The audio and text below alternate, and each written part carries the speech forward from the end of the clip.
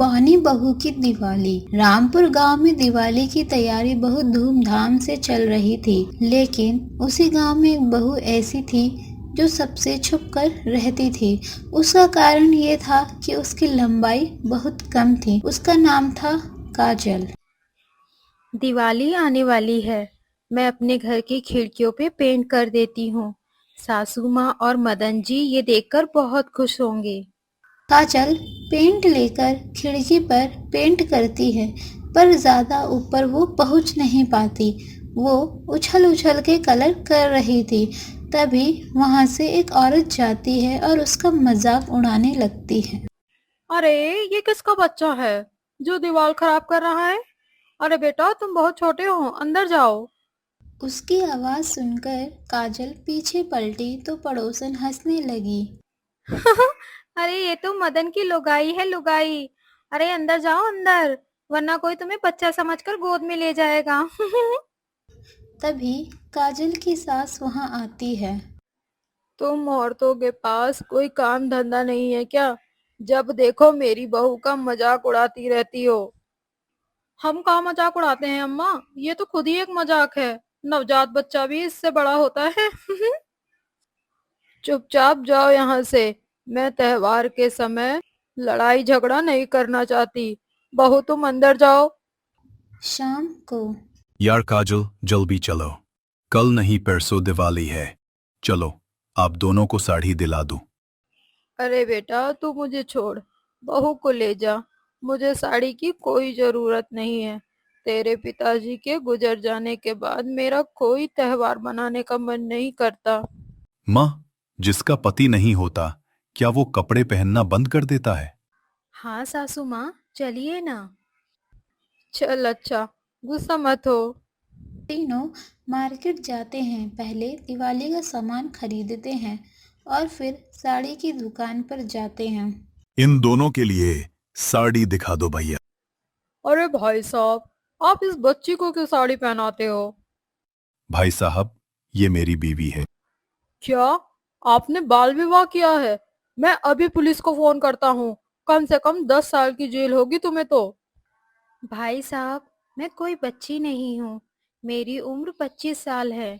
दरअसल मेरी लंबाई नहीं बढ़ पाई। तभी दुकान के पास खड़ी महिला काजल को देखकर हंसने लगी। शांत हो जाओ आप लोग। ये जैसी भी है, इनको भगवान ने बनाया है। और इनका मजाक उड़ाना मतलब भगवान का मजाक उड़ाना। भगवान तुम्हें माफ नहीं करेगा। नर्क में जाओगे तुम लोग, नर्क में। निकलो मेरी दुकान से। वो औरतें अपना मुंह लटकाकर वापस चली जाती हैं। भैया, सब मेरे बोनेपन का मजाक उड़ाते हैं, पर आप तो नेक दिल हैं। अरे बहन जी, ये दुनिया बड़ी खराब है। किसी को नहीं छोड़ती। किसी में कभी भी कोई कमी दिख जाए तो उसे चैन से जीने नहीं देती। और ऐसे लोगों को तो ऐसे ही सबक सिखाना चाहिए। आप आइए, मैं आपको एक से एक बेहतरीन साड़ी दिखाता हूँ। तो इसी तरह वे लोग साड़ी खरीदकर रात को घर लौट आते हैं। ला बहू, मैं तेरी साड़ी सिल के तेरे नाप की बना देती हूँ। ठीक है सासू माँ, ये लीजिए। काजल की सास साड़ी को काजल के नाप का बना देती है और फिर दिवाली का दिन आ गया। अरे माँ जी, काजल को कुआं पूजन की रस्म में भेज दीजिए। मैं भेज तो देती हूँ, पर खबरदार जो किसी ने मेरी बहू का मजाक उड़ाया तो। अरे ना माँ जी, हम क्यों मजाक उड़ाएंगे? कुआं पूजन, ये रस्म तो मैं पहली बार सुन रही हूँ। बहू, हमारे गांव में बहुत ही पुराना कुआं है। उसे गांव की औरतें साफ करती हैं और फिर उसे सजाती हैं। अरे काजल, तुम हमारे साथ चलो, वहीं देख लेना ये रस्म। ठीक है, मैं कपड़े बदल के आती हूँ। काजल पड़ोसन के साथ कुएं के पास पहुंचती है। अरे वाह, कितना सुंदर कुआं सजाया है।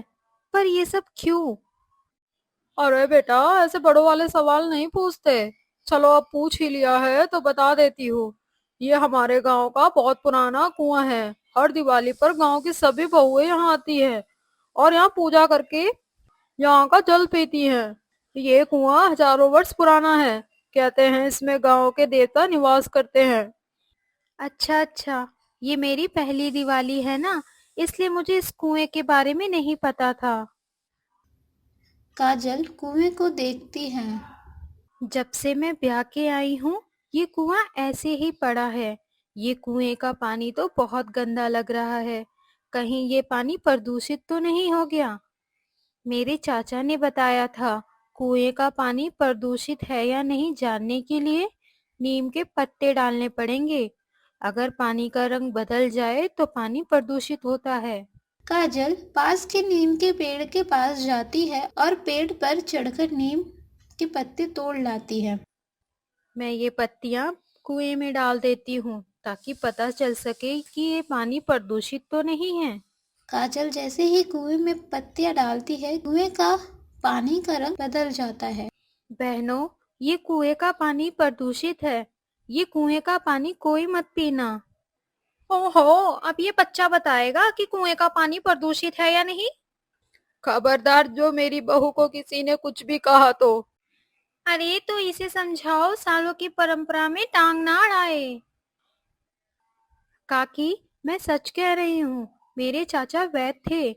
उन्होंने मुझे बताया है कि हम कैसे कुएं के पानी की जांच कर सकते हैं। तेरे चाचा वैद्य थे तो उन्होंने तुझे लंबा होने का इलाज क्यों नहीं बताया? बता चुटकी। ठीक है, तो पहले मैं ये जल पीऊंगी। अगर मुझे कुछ ना हुआ तो आप लोग ये जल पी सकते हैं। चुप कर बोनी औरत, अपना ज्ञान कहीं और बांट। देख लो अम्मा, अपनी बहू की नौटंकी। ये हमारे कुल के देवता पर उंगली उठा रही है।